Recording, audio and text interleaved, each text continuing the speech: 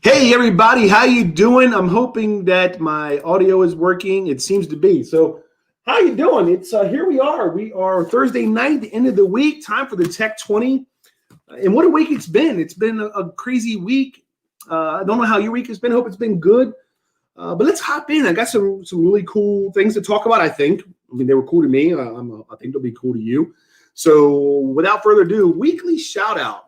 I don't even know who to shout out to. I've been so busy today. I haven't had a chance to really think about it. Shout out to everybody at the Consumer Electronics Show that was able to put this on virtually, and all the new products that were being introduced and new gadgets and tech and everything. Really cool to see some things going on. And I know next week is going to be an absolute zoo. We've got MLK Day. We've got the inauguration. So be safe. Please care for one another. Sympathize, empathize, love one another. Please, please. We need to be together. So let's hop in. So first and foremost, get Samsung Galaxy, as I had reported earlier, they have released their new phones, the S21. They will be available arriving January 29th, and it's going to include an S21 Ultra model, which has not one, not two, not three, not four, 5 cameras. The back of your phone is going to be covered with cameras before long. It's crazy. So what does this mean? They have advanced features that's aimed at really targeting iPhone 12. No surprise. They're available for pre-order today. The S21 starts at $799.99, $800. The S21 Plus at $1,000. The S21 Ultra, which will have S Pen support, starts at $1,200, with the S Pen being sold separately. They're $200 than the S20 model, so they're pricing them down because Apple did that with theirs. And let's see. Looking here at a few other things. Key thing, they will be 5G compatible. The S21 and 21 Plus come with 8 gigs of memory, minimum of 128 storage, upgradable to 256, so pretty good. Ultra has 128 internal storage, 12 gigs of memory, upgradable to 256, and 512. The 512 has 16 gigs of memory. 6.2 inches for the S21, Plus is 6.7. The S21 Ultra is 6.8. And the S21 Ultra also has a Gorilla Glass Victus covering. Cameras, again, 4 cameras for the 2 base models. The Plus has has 5 cameras.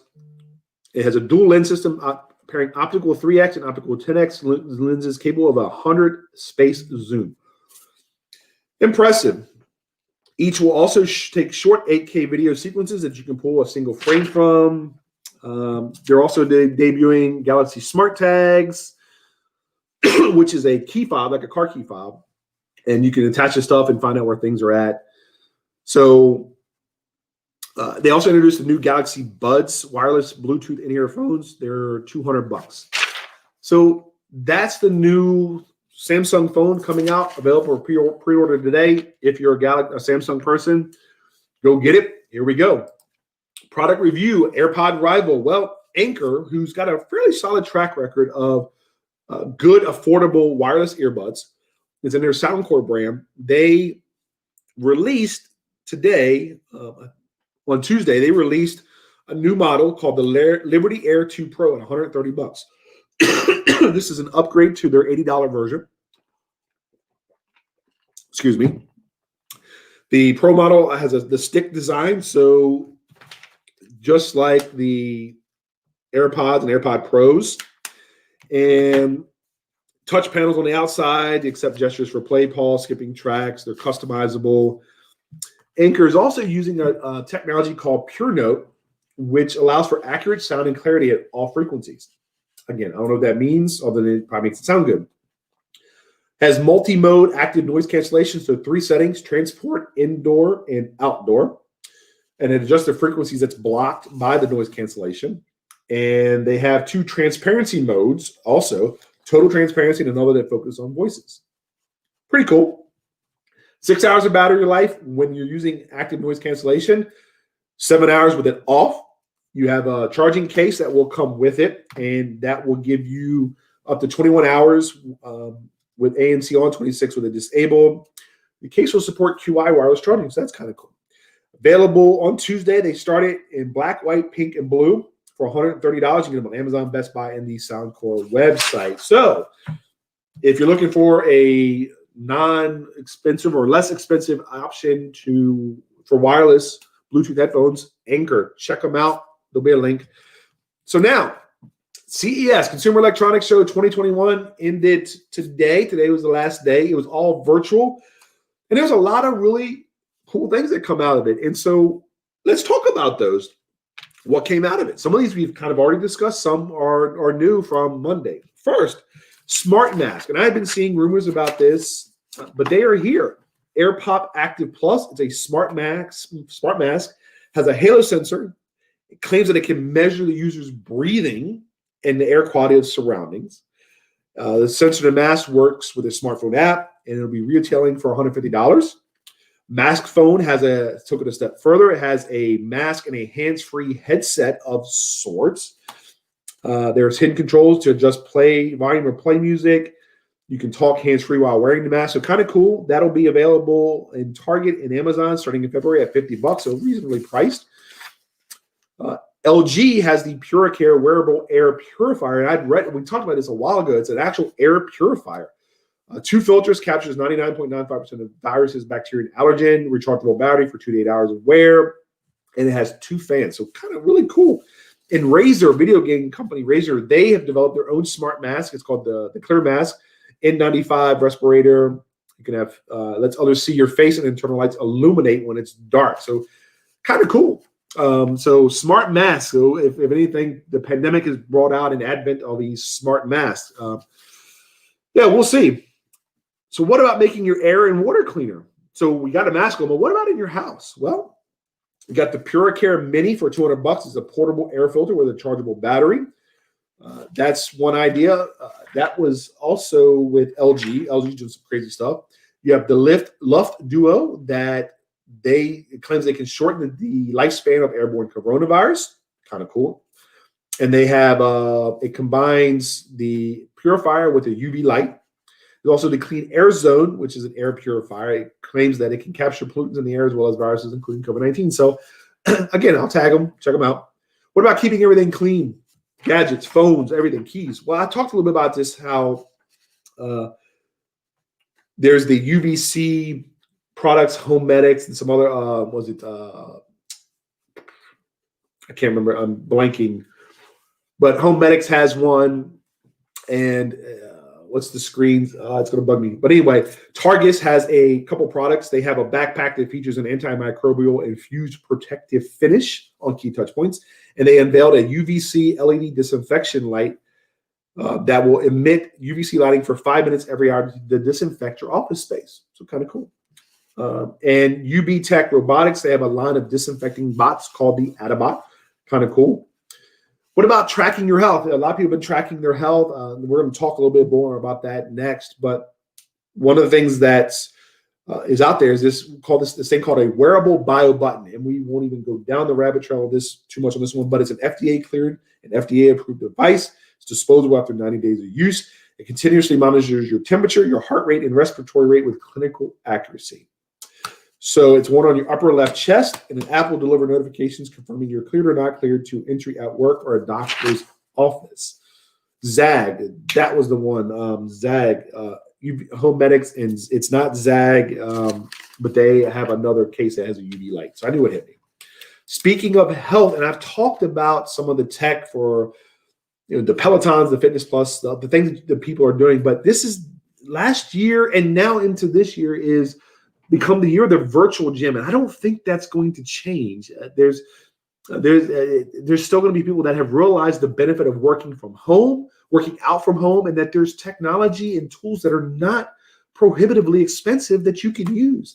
So here we are. This is kind of CES, but it's not CES. But what has been out there? Well, June, Lululemon, they purchased Mirror for $500. Tonal saw a 7% increase in sales. Apple launched Fitness Plus.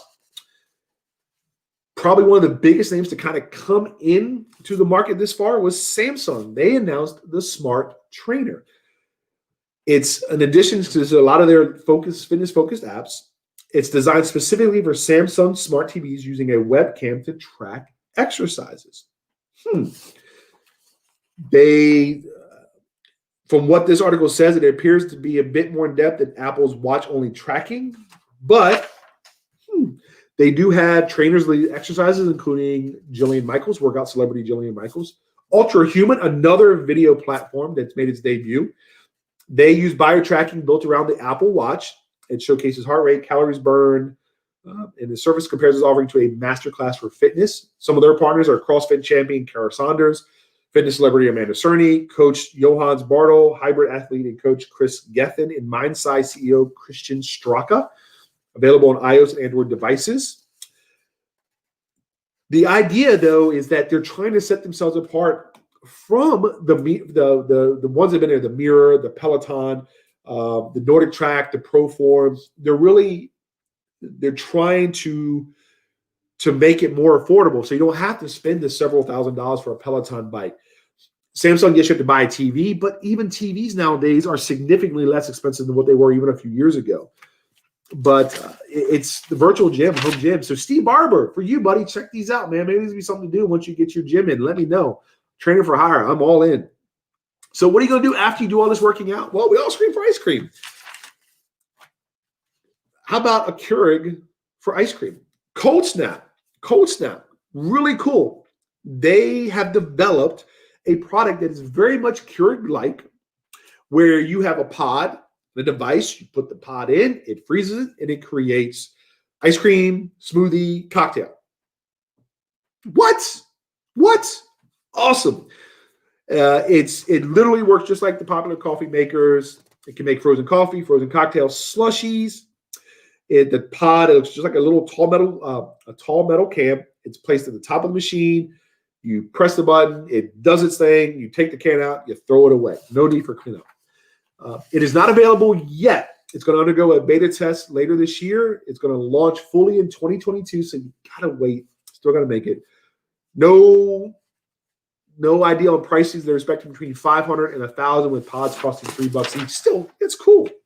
Okay, I know what you're saying. We talked about working out. We talked about dessert. Well, what about dinner? I got you. Weber Smart Grills. Weber has purchased the smart cooking startup called June. It was founded in 2013. They've already been doing business with June. It kind of helped launch Weber's smart grill line of products. Their Weber Connect smart grilling platform is where part of that collaboration. But they've decided now to purchase June outright. They bought it. And so what does this mean? Well, probably not any different than what we've already seen in terms of what Weber's doing. Just now they have the full platform, the full backing of the company, because it's still going to operate as June, and a lot of the people are still going to stay on. And interestingly enough, a lot of how June has done things has come out of principles from Apple, since the large percentage of their June team is from Apple. So anyway, they look for more exciting things from Weber and their Smart Connect and Smart Grills. It's just what's happening. But that's one thing. They purchased, Weber actually bought it outright. Okay, so we got your workout, we got your dessert, we got good dinner. You cooked out a steak or salmon or chicken or pork chops or whatever. But what about when you're working? There's been some really good things out of CES that are come out of CES in terms of PC innovations and 5G. First and foremost, there's been a lot of new introductions in terms of hardware. So, for instance, Dell, they have several new business-focused Latitude notebooks. They're going to use the 11th Gen Core CPU, and they're going to offer optional 5G support. So they're starting to embrace 5G at the wireless level. Sony unveiled a new AirPeak drone, which we'll talk about in a second. I've got more on that. They also introduced, which I discussed, their Chromebook, Intel-powered Galaxy Chromebook 2 at roughly $549, or at $549. And Microsoft, threw out a surprise and updated its version of the Surface, dubbed the Surface Pro 7 Plus, featuring a removable SSD storage, which is kind of cool. Doesn't offer 5G, but it's the first Intel-powered Surface Pro to offer LTE connections in nearly 4 years. So kind of cool. Lenovo and HP debuted very thin, lightweight 5G-equipped laptops. And let's see, ThinkPad X1 Titanium Yoga, 11 millimeters in depth. So very, very thin. It's the thinnest ThinkPad the company's ever produced. HP, it's their Dragon. They've expanded Dragonfly series. It includes the Elite Dragonfly G2, Elite Dragonfly Max, 5-megapixel webcam, extra microphones for improved performance during video calls. So again, what about the desktop experience? Yeah, we talked about Dell is now offering a 5K by 2K resolution, so 8K 40-inch curved monitor, as well as Microsoft Teams certified monitors. We talked about that. HP, 32, 27, 24-inch borderless displays, as well as 27 and 24-inch models with integrated USB-C ports. If you don't know what that is, this, my friends, is a USB-C port. It provides power as well as display capabilities. Let's see. AMD really stepping up their game to challenge Intel. They're let's see here. Intel introduced 4 new lines and 50 different versions of its 11th gen core processors. They also unveiled the Evo V Pro platform, which is for enterprise PC that combines business-focused security benefits with the customer experience. So kind of cool. AMD answered with its new Ryzen 5000 series mobile CPUs. And this is designed towards high-performance applications as well as thin ultra-mobile designs. Gaming update, NVIDIA, new low-cost desktop GPU, so graphics processing unit, in case you don't know. So, yeah, I mean, PCs and 5G, it's growing, and it's really cool. So what about this Sony Airpeak drone? Drones are here, and with the new FAA regulations, you're going to see more drones. And I think you're really going to see Amazon and other companies embracing drone deliveries. I think it's going to happen. Sony they introduced this new Airpeak drone, and it's designed around an eye in the sky for filmmakers. So small. They don't have a lot of details. It's the smallest class of drones that will carry a camera. And it said the Airpeak drone project was announced in November 2020, says it will become available in the spring of 2021, which is not far away. But yeah, it's a new drone. Like I said, it's designed around filmmakers and not a lot of details yet, but you're going to see more drones. That's just the way it's going to be. And then kind of cool, laser surgery has been around for a while, but there's been a lot of limitations on laser surgery because the size or the size of the device being used, or its inability or ability to move around tissues and not cause damage to surrounding tissues. It's a laser. It burns. It cuts. However, the Harvard University Weiss Institute engineers there have developed a way to bring a laser steering microbot that can be attached to a flexible surgical device, such as a colonoscope or colonoscope. The idea is they wanted a device that measures roughly the diameter of a drinking straw and uses a configuration of 3 small mirrors. It gives it a wide range of motion so they can operate on lesions of various sizes. High bandwidth, it cuts tissue faster, minimizes damage. So they're still working on attaching it in the midst of being de-risked as an add-on for surgical endoscopes, but they believe that it has a lot of potential applications, especially for ENT procedures. Also laparoscopy and gastroenterology. They actually demonstrated its effectiveness by simulating the resection of polyps in a rubber organ. Hey, kind of cool. Kind of cool. So last but not least, and I know this is going to be a sensitive topic, but that's okay. I want to have dialogue, and I'm not afraid to step out. So the last couple weeks have been very divisive for our country. And one of the things that has been happening, if you watch any news or see anything on the internet, is the banning of specifically Trump from various platforms, which I thought was interesting just because it's a fairly bold step, and there's nothing wrong. Businesses can do whatever. And I'm not saying I agree or disagree. However, a company out in northern Idaho and Spokane, Washington area, ISP, T1 Wi-Fi, has confirmed that it is going to be blocking Facebook and Twitter for its customers. Apparently, they had people calling in complaining about everything that was happening with Facebook and Twitter and some of the other platforms with them banning Trump. And so they are blocking Facebook and Twitter from their clients. Customers can call in on a personal basis and have it reinstated. But I thought it was a very interesting move. That's a very bold move for probably a decent sized company, but still a smaller company when you consider Comcast and Cox and Verizon. So kudos to Rachel for sending this to me on Instagram. I thank you for sending it to me. And it's just, I looked online and I was looking at, First Amendment, what does the First Amendment say? The First Amendment says Congress shall make no law respecting an establishment of religion or prohibiting the free exercise thereof or abridging the freedom of speech or of the press or the right of the people to peaceably to assemble and to petition the government for a redress of grievances. And it's, again, businesses can certainly do what they want to do, but how do we frame this in the context of freedom of speech? And we all have a platform, whether you like it or not. We all have a platform. I have a platform. You have a platform. Everybody has a platform. Even the people that we despise the most, they have a platform. So where are the lines? I'm asking not because I have an answer. I'm asking because I love the dialogue and talk about this. Where are the lines? I talked about how 2020 cybersecurity predictions last week in online bullying, and it's a very real thing, and people are doing it. People that you and I know are doing it, or we know people that have been affected by it. So it's very real. And so again, how does freedom of speech work within the context of blocking people or banning people for bullying or for something else or misinformation? Because that's a huge thing. So dialogue.